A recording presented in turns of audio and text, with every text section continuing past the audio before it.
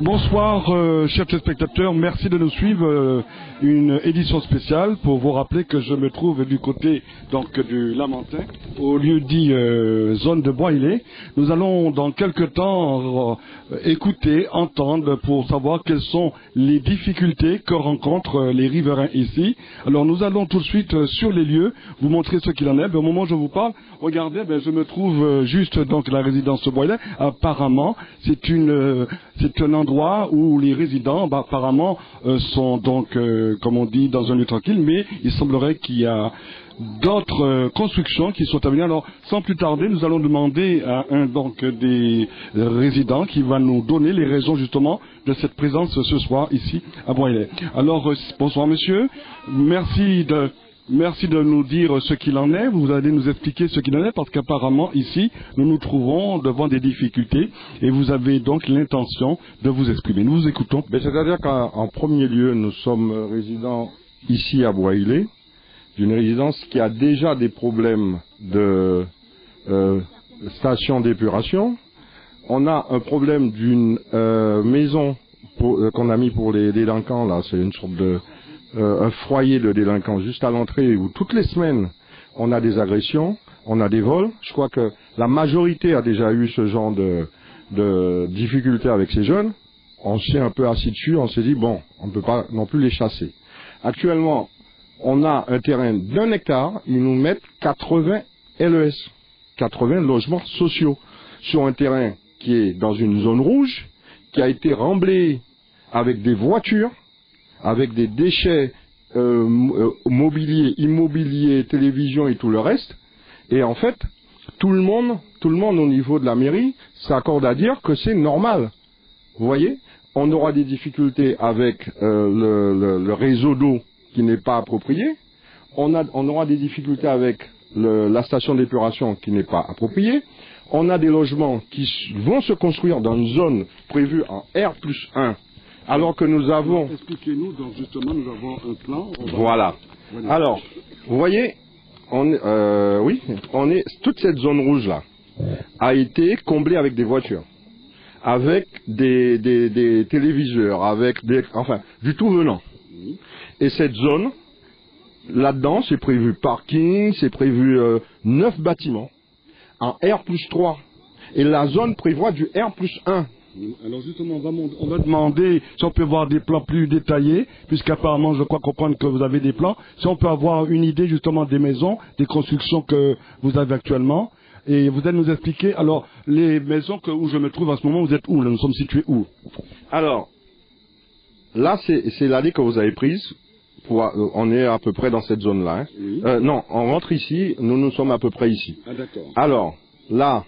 Ça, ils espèrent pouvoir rentrer dans notre lotissement pour pouvoir faire sortir, disons en moyenne, 200-300 voitures, alors que nous avons déjà une zone dangereuse ici. Oui. Bon, les maisons en question sont dans cette zone à peu près. Et nous, on est à peu près au fond. Les bâtiments, ils sont dans tout ça. Vous voyez cette partie noire là, oui, qui est une zone rouge. Les bâtiments et les parkings, ils sont là-dedans. C'est une ravine. Ce qui veut dire que vous avez une distance à respecter par rapport à la ravine, mais qui n'a pas du tout été respectée. Et ce terrain, il a été agrandi à travers des voitures, à travers des déchets, à travers du tout venant, du remblai. Alors, apparemment, vous n'étiez pas au courant, c'est au fur et à mesure quand... Alors, il y a une mobilisation, vous avez empêché... C'est-à-dire qu'on a été au courant officiellement dans notre zone il y a à peine 15 jours, puisque le panneau même...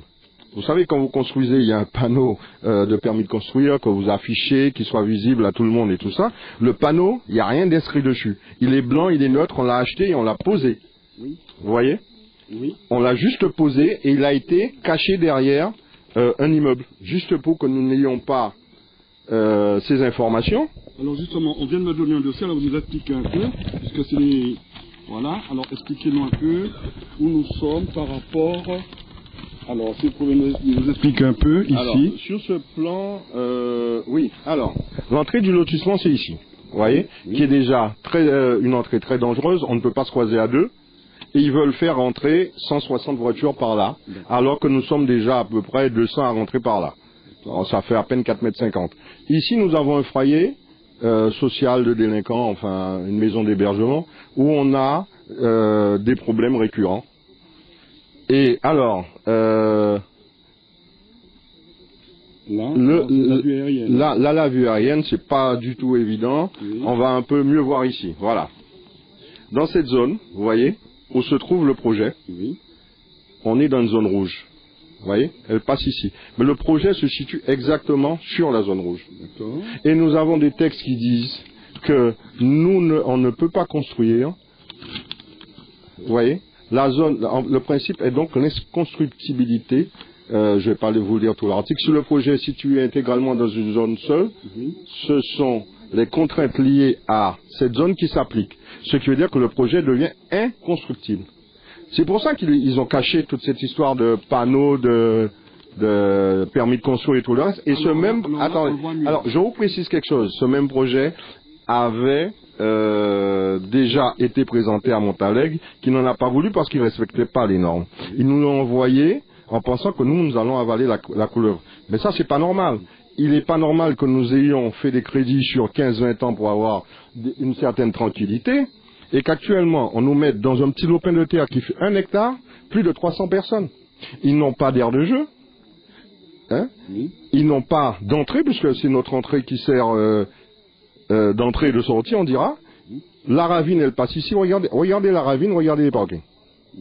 D'accord. Et les constructions auront lieu, seront où, à quel endroit? Alors, elles sont juste là, à 4,60 m de nos habitations, à R+3. C'est-à-dire que, même lorsqu'on se brosse les dents, c'est l'autre qui va se passer de l'eau dans la bouche. Vous voyez? Alors, il faut être sérieux quand même. Oui. Alors, que comptez-vous faire concrètement? Alors, vous avez fait une mobilisation ce matin pour arrêter les travaux? Concrètement, nous avons prévu de faire jusqu'à la fin le blocage de ce chantier. Nous sommes passés voir le maire qui nous a promis de pouvoir faire un comité de suivi, mais ceci ne nous intéresse pas. Il nous faut requalifier le projet.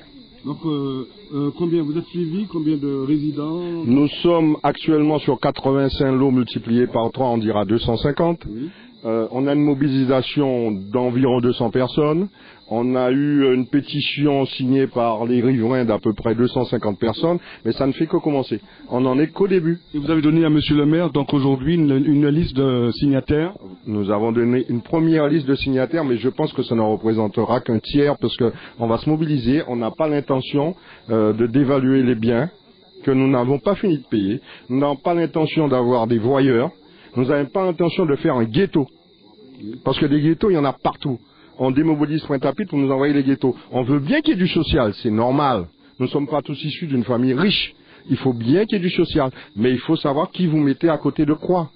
Alors, apparemment, ce soir, vous deviez faire une réunion ici, dans cette maison. Expliquez-moi, n'avez pas eu accès ce soir, apparemment. C'est-à-dire que la maison, elle est là, c'est la mairie qui a les clés, on ne lui a pas demandé. Le plus important pour nous, c'est qu'on puisse se réunir, qu'on puisse en discuter, qu'on puisse avoir un projet commun, des doléances communes à présenter à la mairie, de telle sorte que le projet soit requalifié. Nous ne sommes pas là pour dire non à tout, parce qu'il faut bien loger, il faut bien du social, il faut bien les logements sociaux, mais il faut surtout respecter l'environnement, le cadre de vie des autres, parce que à ce moment-là, c'est du tout et du n'importe quoi. Merci donc. Vous représentez donc une partie, l'ensemble des... Je représente une grande partie des habitants de ce lotissement. Voilà. Ben, pour l'instant, c'est tout ce que merci monsieur, que nous pouvons vous dire. Ben, une affaire à suivre, vous comprendrez que donc c'est du côté de Bois-Ilay, ici au Lamentin, à suivre pour ces prochains jours. Je vous remercie de votre attention.